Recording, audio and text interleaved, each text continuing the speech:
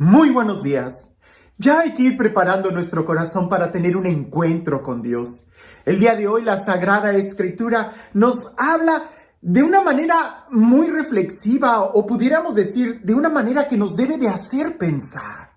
Claro, la idea de la palabra de Dios es iluminar nuestra mente para que, iluminando la forma en cómo vemos las cosas, podamos elegir el mejor camino y con eso vivir bien. Hoy precisamente en el Evangelio vemos a alguien que está caminando, personas que están buscando, y hay una especie de diálogo que es muy profundo, desde una manera filosófica, existencial y por supuesto desde nuestra fe.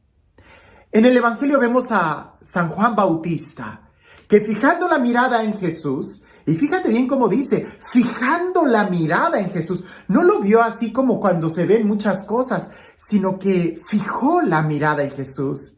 Y es que solamente cuando tú observas muy bien a Jesús, es cuando te das cuenta de quién es Él. Juan el Bautista presentó a Jesús, lo señaló y dijo, Él es el Cordero de Dios. Una afirmación totalmente nueva e inédita de quién era Jesús. Indudablemente los profetas en el Antiguo Testamento ya habían tratado de describir cómo iba a ser el Mesías o qué características iban a acompañar al Mesías. Iba a ser el ungido por Dios, iba a liberar al pueblo, iba a sanar, iba a hablar con fuerza. Pero aún todas esas descripciones quedaban un poco ambiguas porque exactamente cómo iba a liberar al pueblo y de qué lo iba a liberar. ¿De qué clase de enemigos están hablando los profetas? Cuando Jesús viene, Juan el Bautista, quien es también un profeta, y en labios de Jesús, el más grande de los profetas, porque no solamente anunció a Jesús en el futuro diciendo, detrás de mí viene uno que os bautizará con el Espíritu Santo, sino que además él, siendo profeta, lo señaló y dijo, Él es el Cordero de Dios. Ya no había duda, Él es. Y la afirmación que hace como Cordero de Dios es todavía muy clara. Porque en aquel tiempo, hablar de un cordero era hablar prácticamente de un sacrificio ritual. Recordemos que cuando alguien pecaba o cometía una falla, tenía que presentar un cordero al templo. El cordero tenía que ser degollado como signo de que la culpa del pecador iba a caer sobre el cordero. De ahí, por ejemplo, la frase chivo expiatorio, porque se le ponían las manos sobre el cordero para pasarle nuestro pecado al cordero que no tenía la culpa, y el cordero era el que moría. Y la sangre que se derramaba del cordero inocente, de ese pobre animalito que no las debía ni las temía, esa sangre era rociada por los sacerdotes al pueblo o a la persona que ofrecía el cordero, de tal manera que la persona, al recibir la sangre, era como si se le perdonara el pecado, como si se lavara, pues ya había habido quien muriera en lugar de él, el cordero. Pero resulta que el corderito, el animal, la oveja, el pequeño chivo, como le quieras llamar, no tenía elección. Era llevado a la fuerza. Juan el Bautista, cuando dice, he ahí el Cordero de Dios, fíjate bien el adjetivo que está poniendo. No es cualquier cordero, es el Cordero de Dios. Está diciendo que Dios está presentando un cordero. ¿Pero para qué? Si Dios no cometió ningún pecado. Lo que pasa es que Dios nos está proveyendo de un sacrificio. Y Dios nos está dando el Cordero que quitará el pecado del mundo. Jesús. San Pablo dirá en la carta a los Hebreos que si la sangre de animales tenía poder de perdonar pecados, cuánto no más la sangre de Jesús, quien por su propia voluntad quiso asumir nuestra condición humana y nuestro lugar. Él pagó por nuestros pecados. La paga del pecado es la muerte. Pero creer en Cristo Jesús nos da vida porque Él tomó nuestro lugar. Este tema lo vamos a profundizar mucho más en el tiempo de Cuaresma. Pero ahorita centrémonos en esto. Juan el Bautista no dudó al presentar a Jesús diciendo, este es el Cordero de Dios, cuando fijó en él su mirada. Dos de los discípulos de Juan que lo escucharon hablar así, empezaron a seguir a Jesús. Y Jesús seguía caminando.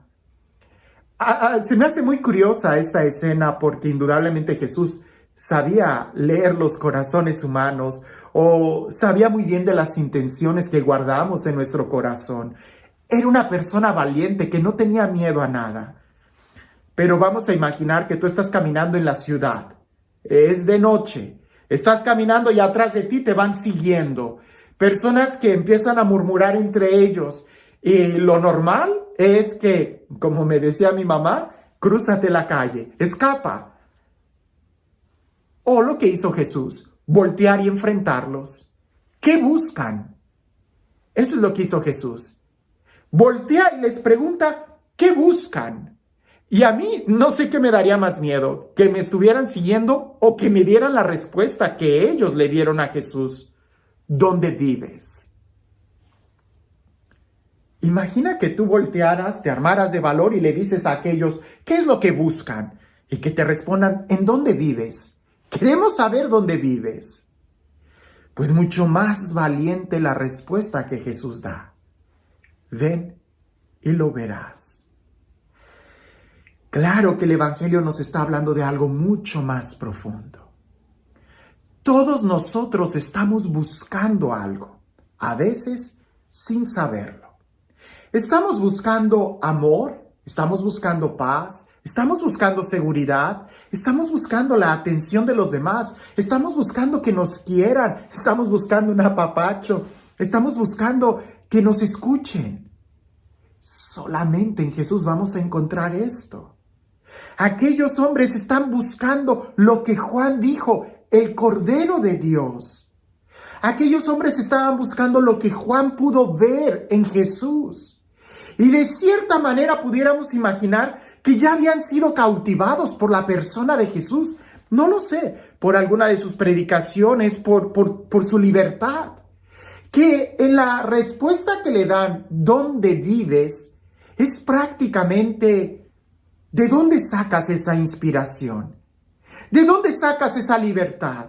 ¿De dónde sacas ese amor? ¿De dónde sacas esa energía? ¿De dónde sacas ese entusiasmo? ¿De dónde sacas esa fidelidad a Dios? Esas palabras de sabiduría, ese valor interior que tienes.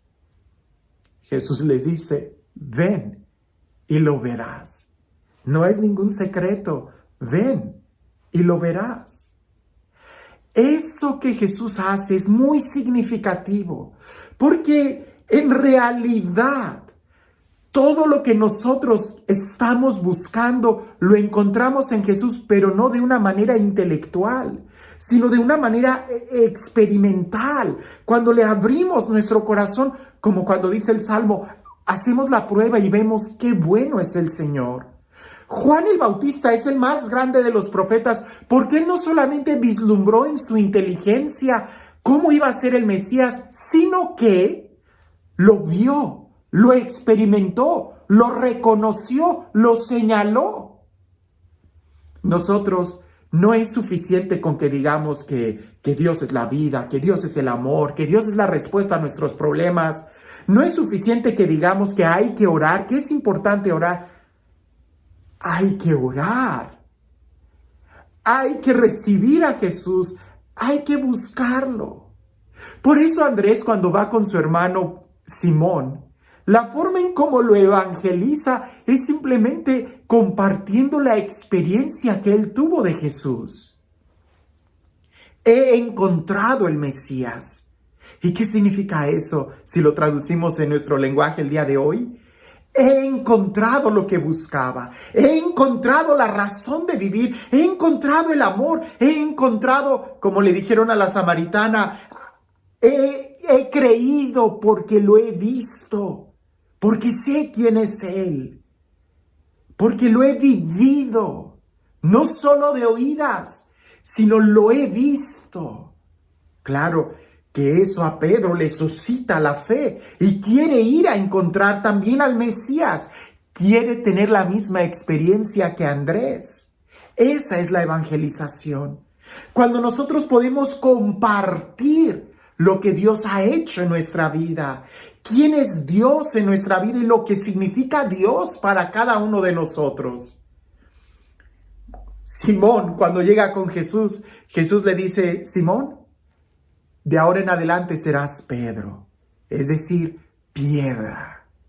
Y es que ahí también está una consecuencia de haber tenido un encuentro con Jesús. Si alguien me pregunta: Padre, ¿cómo puedo saber si tuve o no tuve un encuentro con Dios? Porque a veces los retiros son tan emocionales que no queda bien claro si es una experiencia mística o emocional, si es un encuentro verdadero con Dios o no. La respuesta es esta: si tú tienes un encuentro con Dios que es genuino, ya no andarás vagando como la hoja que la mueve el viento, como el hombre que es movido por sus emociones, por su temperamento, por si tiene ganas o no tiene ganas, sino que ahora se mueve por una convicción, porque ahora tiene una meta, porque ahora tiene un propósito, porque ahora está firme en la roca, que es la palabra de Dios. Y eso también lo encontramos en la vida de Pedro. En este evangelio, en San Juan, Jesús le cambia el nombre a Pedro al principio porque es cuando se tiene el encuentro con Dios. En otros evangelios vemos que es más bien cuando Pedro es capaz de reconocer a Jesús. En realidad es lo mismo. Tú tienes un encuentro con Jesús, no en la emoción, sino cuando eres capaz de reconocer quién es Él en tu vida. Y este Dios, el Dios del amor, el Dios de la vida, el Dios de la paz, el Dios de la libertad, el Dios que sacia todas nuestras expectativas, este Dios a quien estamos buscando muchas veces sin saberlo, que sea Él quien el día de hoy nos bendiga, en el nombre del Padre, del Hijo y del Espíritu Santo. ¿Qué buscas? ¿Y tú qué estás buscando?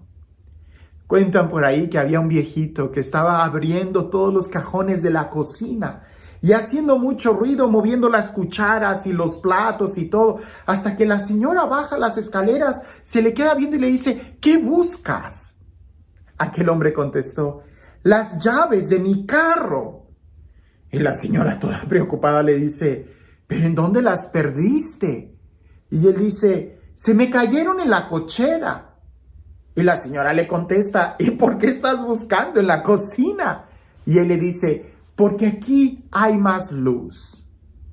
Definitivamente no va a encontrar las llaves del carro si las perdió en la cochera, en la cocina, aunque haya más luz.